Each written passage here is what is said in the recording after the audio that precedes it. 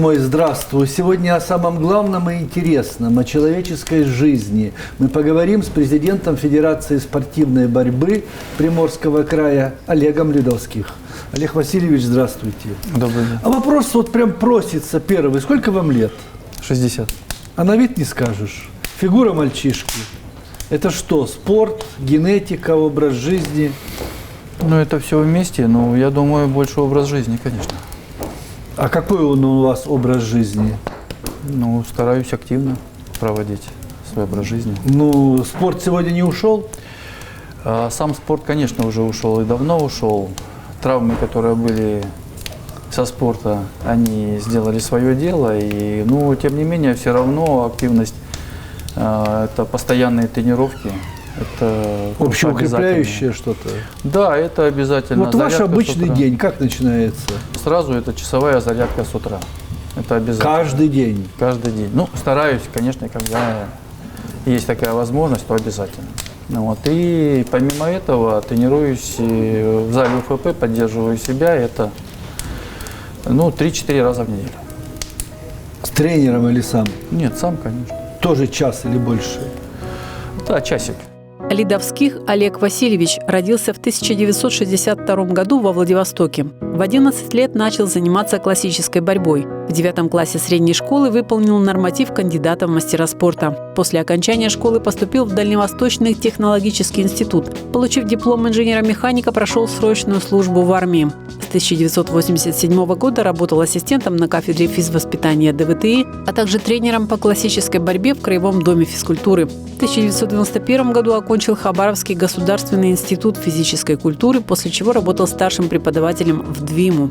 В 1992 году занялся предпринимательской деятельностью, открыл собственное торговое предприятие, которое работает до сих пор. В 1998 году возглавил Краевую федерацию греко-римской борьбы. В течение многих лет помогает развитию спортивной борьбы в Приморском крае, проведению соревнований, обучению и подготовке спортсменов. В течение 20 лет является депутатом Думы Артемовского городского округа. Женат, в семье 2 детей и 3 внуков. Что очень ярко, выпукло и памятно помнится из детства? То, что мне помнится с детства, это, наверное, когда я первый раз пришел в секцию классической борьбы. Некоторые, я бы сказал так, слайды той жизни. Мне, конечно, очень повезло с тренером, и, конечно, благодаря тренеру, в принципе, который мне всю, я бы сказал так, сознательную жизнь и до сих пор меня направляет. Тренер здравствует? Да, ему в декабре исполнилось 86 лет. Как его зовут? Виктор Андреевич Михедов. И, конечно, он для меня как был примером, так и остается. Конечно, он уже совершенно другой, но тем не менее 86 лет продолжать тренироваться. Ну, тренироваться это тоже и громко сказано, но поддерживать себя. Да, это является... А вы где родились? Владивосток. Владивосток? Да. Кто были ваши родители, чем занимались, какая семья? Родители были мои простые люди. Родился я на Чуркине, на Акатовой, и 16 лет прожил там, с 62 по 78 год. Угу. Вот. Отец у меня был, сначала попал сюда, я имею в виду сюда, это на Дальний Восток, был в Японскую войну, еще здесь послужил немножко, и распределили его в военную часть. Он здесь отслужил в военной части, немного повоевал с японцами и остался здесь. Потом он плавал. Ну, а жизнь его сложилась, может быть, не совсем удачно, мне сложно сказать. Я его очень уважаю, несмотря ни на что, но тем не менее он попал под трамвай, у него была травма ноги, и он уже последние, наверное, лет 20 он просто сторожил. И был инвалидом? Был инвалидом, да. А мама? Мама тоже простая, и как отец, так и мать, 4 класса образования. Тоже тяжелая у нее была судьба. В 13 лет они со своей матерью, с моей бабушкой попали во Владивосток. А тогда для того, чтобы, то есть это было где-то 41 год, плюс-минус, тогда для того, чтобы остаться здесь, это нужно было только работать на стройке. И вот она в 13 лет уже работала на стройке, и, конечно, у нее детства практически не было. Поэтому она всю жизнь работала. приемщицей в приемном пункте, принимая белье. То есть совершенно простая женщина, но тем не менее вся семья держалась на ней. Семья у меня большая была? Сестра, брат, и я третий. Разница между вами? По 4 года. По 4 года? Да. А почему борьба пришла в вашу жизнь? Почему мальчишка пошел заниматься борьбой? Куда угодно мог пойти? Вы знаете, да, я и пошел, это в 4 классе было, и как сейчас помню, это было 15 декабря, и эта дата почему-то тоже у меня отложилась. Хотя я где-то в сентябре пошел со своим другом на гимнастику. Гимнастика мне просто не пошла, потому что у меня была растяжка ног совершенно никакая. И она у меня где-то не пошла, и я вот месяца 2 походил, чувствую, что у меня здесь не получается, ну и опять перестал ходить. Ну а в борьбу пошел просто потому, что первое, у нас на Акатовой, у Олега Кошевого 31А, 4-подъездный дом, и у нас только в этом доме занималось 4 человека классической борьбой. И для меня был авторитетом на 4-м этаже Володя Ващенко. Там 2 брата было, а старший был кандидатом в мастера спорта. Для меня у него была прекрасная фигура, то есть он был просто авторитетом Бог для уже был. всех, он был для меня богом. И, конечно, это сказалось, ну, очень сильно. Поэтому, ну, это первое. Ну, а второе, конечно, захотелось заниматься именно таким мужским видом спорта. Ну, прежде всего для того, чтобы, так как у нас во дворе, все детство прошло только во дворе. В те времена это по-другому никак. И Никаких гаджетов, ничего не Да. было. Только на Улица. улице. Улица, еще раз улица. Нас не загнать было домой, не поесть ничего. То есть это действительно правда. И мы для того, чтобы со взрослыми как-то какой-то авторитет иметь, чтобы хоть какое-то уважение было, а я стремился, естественно, к взрослым пацанам, то Надо было иметь силу. надо было иметь, ну, какое-то, для того, чтобы тебя уважали, хотя бы считали, какое-то уважение, хотя бы считались. Ну, хотелось, конечно, быть похожими на них, и, ну, и более-менее сильным, конечно. Вот знаете, если бы я не знал про вас, встретил бы вас на улице и никогда бы не подумал, что вы профессиональный борец. Вот все-таки есть стереотип, борец это что-то там между Жаботинским и Карелиным, я не знаю, что-то такое. Как вы думаете, почему такой стереотип? Почему так часто люди считают? Ну, первое, потому что борцы, они достигают успеха в основном те, которые коренастые, то есть определенного телосложения. Естественно, я под это телосложение никак не подпадал, хотя, я бы сказал, так истории борьбе известны многие, ну не многие, но достаточно, которые были чемпионами мира с телосложением, похожим на меня. Ну, то есть телосложение, это, конечно, имеет огромное значение. Может быть, поэтому я и не стал там великим борцом, а только мастером спорта. То есть почему? Ну, потому что у меня такое телосложение, я выиграл за счет, наверное, Ловкости, может, какой-то, подвижности. координации, за счет головы, за счет хорошей выносливости. Что значит за счет головы? Ну, в борьбе надо думать. Без головы бесполезно.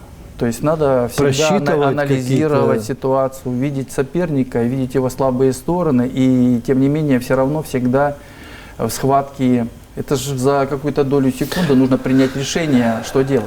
Я перешерстил, конечно, интернет, прежде чем сесть с вами разговаривать, и нашел там фразу, что Ледовских был умный спортсмен. Он смотрел за своими соперниками и анализировал их слабые и сильные места. Это так? Да, это безусловно так. Вот. Я бы сказал, что я еще был очень гибким. То есть в некоторых схватках я побеждал более сильнее только за счет того, что я вязкий очень был. И для многих это было очень тоже неудобно. Ну, некоторые спортсмены выигрывают как раз вот за счет того, что используют свою особенности своего тела. И ну, достаточно успешно. Примером того был у меня призером стороны по юношам, сейчас фамилию, по-моему, Башко, не помню откуда он был. Он был худой, как не знаю кто. Да и сейчас, кстати, борется. Вот был на последнем чемпионате мира, видел ни одного, там один армянин тоже, худой, как не знаю кто, никогда, но он настолько вязкий, ну как вам сказать, вот эта вязкость, тягучесть и при этом жесткость и чувствительность. У вас были доверительные отношения с тренером? Вот вы могли проговорить какие-то свои сомнения, не знаю, поделиться с ним? Вот отец родной, что называется, был. Он даже больше был для меня, чем отец. Потому что именно он мне дал путевку в жизнь, уверенность в себе и, я бы сказал так, самоутверждение. Именно он как бы направлял меня всю мою жизнь сознательную вот до занятия бизнесом, будем говорить так. Поэтому он для меня больше, чем отец, потому что именно мне дал то, что сегодня я отдаю другим. И он первым побывал, когда у меня родился сын, и назвал, что пришел к дедушке с бабушкой, со своей женой. То есть он для меня был действительно как не просто отец, а как больше, чем отец. Родной человек. Да. Почему не стали тренером вы? Я был тренером. Ну, все-таки не всю жизнь посвятили. Нет, да, но здесь течение обстоятельств. Не каждый может быть тренером? Нет. Я не то, что был рожден быть тренером, мне это очень нравилось. Получилось так, что я в 1985 году закончил институт, закончил Дальневосточный технологический, распределился на кафедру физвоспитания, так как уже был мастером спорта. Я должен был остаться, но потом просто кафедры-то не было в Дальневосточном технологическом. Я 1,5 года отслужил. И в 1987 опять вернулся на кафедру, и я начал тренировать. То есть я тренировал года 4, до 91-го, может быть, 92-го года. Но случилось первое. Это перестройка. И стали резко сокращать ставки, убирать общества, которые были. И в этом плане спорт просто оказался... Просто нужно было зарабатывать и выживать. Да. И я, работая ассистентом, получая там 120 рублей, и жена у меня еще и тоже маленький ребенок, тоже получая бухгалтером 95 рублей, конечно, прожить было практически невозможно. Как-то получилось так, что потихонечку, понимая, что нужно где-то что-то зарабатывать на жизнь, естественно, вот с 92 года начал потихоньку что-то искать. И вот мы борцами организовались вместе, организовали предприятие, потихонечку искали очень долго себя. И только в 94-м нашли тему, которая, ну, я бы сказал так, развила меня очень хорошо. Какая ваша тема? Тема у меня была, это магазины бытовой техники. И с 94 года по 15-й, 21 год, меня эта тема кормила, развивала и позволяла где-то, наверное, с года 99-го помогать борьбе уже мне, борьбе. Поэтому она мне стала давать возможность помогать пацанам, тренерам, выступать на соревнованиях, ну, то есть расти борцами. А приходилось, только честно скажите, применять свои навыки спортивные вне ковра в жизни? Приходилось. Приходилось пару раз, но только самооборона, не более чем. Не нападать, ничего, это не в моем характере. Здесь вопрос, когда ты вмешиваешься в какую-то ситуацию, это действительно такой спорный момент, и здесь нужно быть очень осторожным. Но когда обижают женщину, именно обижают, оскорбляют, и один раз я не сдержался, это раз. Ну а так приходилось в той или иной ситуации просто проявлять жесткость для того, чтобы кого-то утихомирить. Поставить на место. Поставить на место для того, чтобы кто-то не хамил, не грубил, ну, то есть вел себя спокойно. Олег Васильевич, скажите честно, есть в жизни человек, которому при встрече не подадите руку? Есть. За что он стал нерукоподаваемым? За предательство. За то, что Когда людям доверяешь, а я не то что люблю доверять, но я по жизни просто доверяю людям, стараюсь доверять людям. И когда степень доверия высокая, и потом раскрывается столько всего, вот этот момент уже человека перестаешь уважать. Есть у меня такой один человек, который в жизни. Один человек в жизни. Да. Не рукоподаваемый. Да. Ну, во всяком случае, что мне сейчас пришло в голову, может быть, их и не один, но Ну, их в принципе мало. их немного. А зачем вам нужно возглавлять сегодня ассоциацию вот борьбы краевую? Ну и занимались бы своим бизнесом, делом, радостью своей, семьей, чем угодно. Это же вам не приносит ни денег, а только силы занимает. Ну, это не приносит, это наоборот, Забирает? это наоборот, конечно. Конечно, надо это вкладываться. По-другому никак. Нет, спорт, он сам по себе это не бизнес, это другое. А можно сказать, что это хобби, но это не совсем так. Это не хобби. Это часть жизни. Это уже. часть жизни. Оно занимает, я бы сказал, сейчас больше времени у меня, чем бизнес. Бизнес уже более-менее отлажен. Уже шестеренки крутятся. Они крутят. Даже если меня не будет неделю-две, оно будет крутиться, и без проблем. Ну, может быть, с какими-то там отклонениями. Ну, но они да. не влияющими на направление. И Не критично. Абсолютно не критично. А это другое, это постоянное участие. Если раньше было в 90-х годах поддержание, то сейчас развитие идет. И достаточно такое сильное развитие. Знаете, самое главное, что в последнее время наметилась команда, с которой уже гораздо легче развивать борьбу. И вот когда есть команда, уже приятнее работать. И виден результат, ведь это ж не просто занимаемся, возглавляю. Возглавляю, это же есть критерии развития. И вот эти, когда видишь уже динамику улучшения развития, это тоже удовлетворение. Это тоже получаешь огромное удовольствие, особенно получаешь удовольствие, когда кто-то из воспитанников действительно какой-то появляется звездочка. И самая главная задача, это как раз сейчас найти ребят, ведь сейчас очень мало кто хочет заниматься борьбой. Почему? Что ушло из жизни, из нашей? Самое главное ушло, это потребность доказать на улице, что ты не слабее кого-то. Общались мы раньше где? Во дворе. Каким образом? А сейчас гаджет. Кто сильнее, кто быстрее, кто там дальше и так далее, кто точнее. А сейчас они сами по себе. Каждый сам по себе с гаджетами занимается, никто никому ничего не нужно, и они Что-то существенно важное уходит из нас, я думаю. Ну, жизнь меняется, к сожалению, с моей точки зрения, не в лучшую сторону. Ваша семья это кто? Моя семья – это жена, 2 сыновей.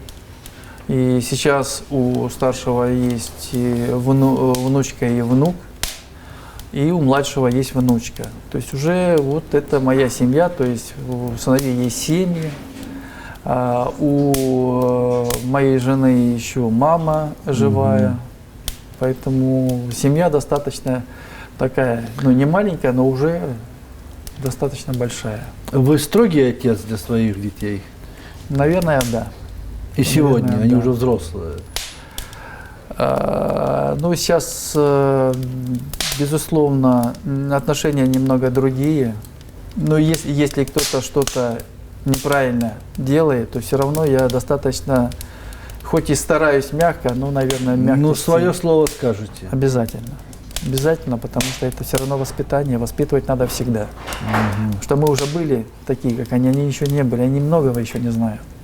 Поэтому мы со своего возраста и видения, но больше даем совет, чем говорим делай так. Но тем не менее, чаще получается это жестковато, скорее всего. И у меня жена тоже в этом плане жестковата, очень справедливая, но тоже козерог, она там напрямую все А говорит. к внукам уже иное отношение? Другое отношение тоже, конечно, уже внуки это другое. Тоже стараюсь сейчас внука борьбе пристрастить, Он сейчас вот в 1 классе, и рядышком есть секция, и я его потихонечку туда затягиваю, показываю, как, что, чего. Ну, конечно, другое. Внуки – это внуки. Что для вас отдых сегодня, Олег Васильевич? Отдых. Ну, это прежде всего суббота-воскресенье с семьей. Это раз. Ну, то есть есть домик, и стараемся быть чаще вместе. Это рыбалка. Это соревнования, поездки где-то по соревнованиям. Ну и, конечно, иногда, раньше, часто уже в последнее время почти нет, потому что то пандемия, то это. Но так тоже и ездили где-то на пару неделечек, где-то отдыхали. Почему вы остались верны своему Владивостоку, своему Приморью и никуда не уехали? Прежде всего, здесь друзья. Во-вторых, здесь не то, что работа. Работа это ж не деньги. Это тоже определенная семья, определенная команда, с которой у тебя определенные отношения. Это тоже принципиально важно. В любой, особенно там, ну, сейчас-то вообще речи быть не может об этом, а там лет 45-50 еще где-то, и тоже было поздно что-то менять. Все равно уже терять то, что имеешь, с моей точки зрения, это неправильно, это глупо. Деревья взрослыми не пересаживают, Нет, их это саженцами уже... надо Да, сажать. тем более здесь у нас прекрасная природа. Все для отдыха есть. С моей точки зрения, это глупо. Понятно. Блиц-вопросы заканчиваем. Милосердие или справедливость, что выберете? Смотря в какой ситуации. Правда или безопасность? Тоже смотря в какой ситуации. Я весы, поэтому здесь может быть и то, и другое. Любимый цвет? Голубой. Ну, синий, я бы сказал, не голубой, синий. Любимое время года? Весна, Мясо или рыба? рыба. Алкогольный напиток любимый есть? Сейчас вино. Жаркая баня или теплое море? Что выберете? Ну, смотря когда, и то, и другое. Я бы Опять сказал весы. Да. Самое сексуальное место у женщины? Ну, вы знаете, самое сексуальное место у женщины – это ее глаза. Вы всегда так думали или по молодости по-другому думали? Не готов сказать. Понятно. Может быть, да, может быть, с возрастом. Понятно. Думаю, да. Думаю, с возрастом. Продолжите фразу. Счастье – это что? Это ожидание счастья. Хорошо. И последний вопрос, Олег Васильевич. Чего хочется от этой единственной жизни? Знаете, ну, наверное, как можно больше около себя сделать добра, помогать. Ну, наверное, помогать именно тем, кто хочет чего-то добиться. Не просто помогать, а помогать тем, кто хочет что-то сделать, добиться. То есть, опять же, я бы сказал, наверное, слово «вкладывать», может быть, оно не совсем уместно, но, наверное, вот где-то в этом направлении. Понятно. Больше добра, больше счастья доставлять людям. Уже отборолся, бороться не хочется. Уже хочется больше... Вы знаете, меньше, хочется гораздо, но жизнь, она все равно... Она все равно борьба. Всегда борьба. Никуда не... Все равно есть какие-то ситуации, когда приходится вот эти навыки и характер, который внутри есть, и который, естественно, уже другой, но тем не менее, все равно он срабатывает, он есть. И борьба это не вид спорта, это образ жизни. Образ жизни, да. Спасибо вам большое за искренность. Спасибо. Это был Олег Ледовских. Мы говорили о самом главном и интересном, о человеческой жизни. Всем добра и здоровья, берегите себя и живите, пожалуйста, долго. До свидания.